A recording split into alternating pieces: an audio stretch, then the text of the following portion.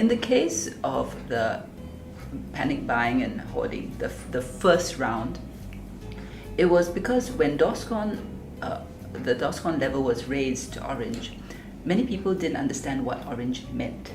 They didn't understand that what DORSCON orange simply meant was that a new level of precautions will kick in. So it was really due to a lack of a clear understanding of what DORSCON orange meant, which was a useful lesson because it means that whenever we change a level, then it is important that the public knows what that level entails. So you also notice that once it became clear to them that there was no reason to panic because NTUC went and replenished the shelves very quickly, we have stocks. But when the shelves were cleared, it was a question of the logistics of getting the toilet paper, the other supplies, the rice, etc., from the warehouse to the supermarket. The second scenario you had described was the initial reaction of a small minority of people to healthcare workers. And that was really fear.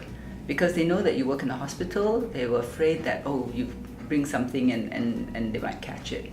That was really very disappointing and unfortunate because our healthcare workers are people at the front line of the fight. They, more than anybody else, take the greatest risk. But I'm glad to say that a large majority of people didn't feel that way, and the majority of people actually pushed back. After that, we rallied people rallied around the healthcare workers. They've been coming together to buy things, to contribute food, to give moral support, write thank you cards. All of this is very heartening, and that's important because we have to support each other during this time. Yes, fear is probably more contagious than any virus. So if you want to deal with that, you have to make sure that you are armed and you have the right kind of things to get you through. And what do you need to be armed with? You need to be armed with knowledge. You need to understand the nature of the virus. So the key is understanding the nature of the problem, educating yourself with the data, and then having the courage to do what is correct. You would only have a breaking point if something is so overwhelming and there is a pent-up need to sort of either push back or response to that. But if you look at our experience, it's quite different. We start from the viewpoint of all along we've been preparing. All along we've been building up resources to deal with crises and emergencies. So we went through the Asian financial crisis, we went through September 11, we went through the global financial crisis, and now we have this. Our response to COVID-19 is built on years of experience, and in fact, even before the Asian financial crisis, it goes way back to independence. This is 55 years in the making, and all of those years have stood us in good stead. So what do we have today? We have a people who are resilient.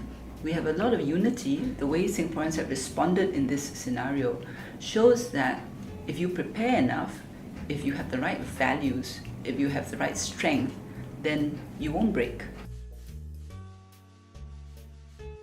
Indeed, there are. Singapore is multiracial, so there is always that possibility that you could break up according to along racial lines or religious lines. And that's one of the reasons why we work so hard at making sure that we are harmonious when it comes to being multiracial, multireligious. New fault lines in the form of social inequality, divergence between the very rich and the very poor, income inequality. These are things we have to watch, and that is why we made that one of the tenets of this term of government, to tackle inequality.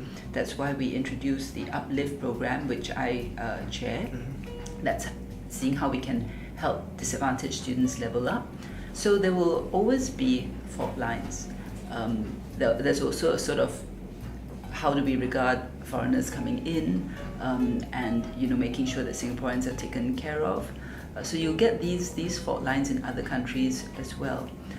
Our challenge is to make sure that despite the fault lines, we are actually able to look beyond that, see people as they are, and build a country and a community where everyone can belong, and not just belong, but you can retain the things that are important to you, but at the same time see yourself as part of a bigger community.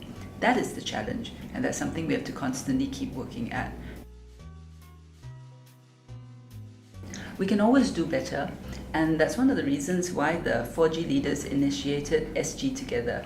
Because SG Together is really an evolution of the style of governance and how we want to move forward as a people. And now with the 4G and led by Deputy Prime Minister Heng Swee Keat, we're taking the next step, which is really partnership. Partnership between government and people, because we think that plans, policies should be a result of government and people brainstorming together, working together, and also implementing things together. And when you have that kind of strong connection and interaction, it builds trust. The end product is something that everybody has contributed to, so they are invested in it, they believe in it, and they will go forward together with it.